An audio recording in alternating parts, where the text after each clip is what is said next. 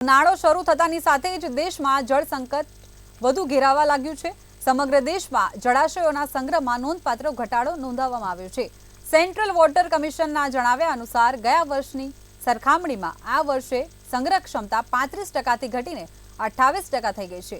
Central water કમિશને 150 જળાશયોમાં પાણીના સંગ્રહનું નિરીક્ષણ કરીને ડેટામાં જણાવ્યું હતું કે દક્ષિણ ભારતમાં જળ સંકટથી સૌથી વધુ પ્રભાવિત છે।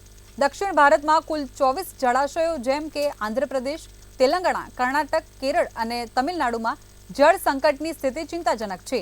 42 જળાશયોમાં ઉપલબ્ધ કુલ સંગ્રહ 8.353 BCM અથવા 53.334 બિલિયન ક્યુબિક મીટરની કુલ ક્ષમતાના 16% છે। 2023 સુધીના આ સમયગાળા દરમિયાન આ જળાશયોનો સંગ્રહ કુલ ક્ષમતાના 28% હતો, જ્યારે આ જ સમયગાળા દરમિયાન છેલ્લા 10 વર્ષનો સરેરાશ સંગ્રહ 22% હતો। 150 જળાશયોમાં કુલ સંગ્રહ 50.432 બિલિયન ક્યુબિક મીટર છે, જે તેમની સંયુક્ત સંગ્રહ ક્ષમતાના માત્ર 28% છે।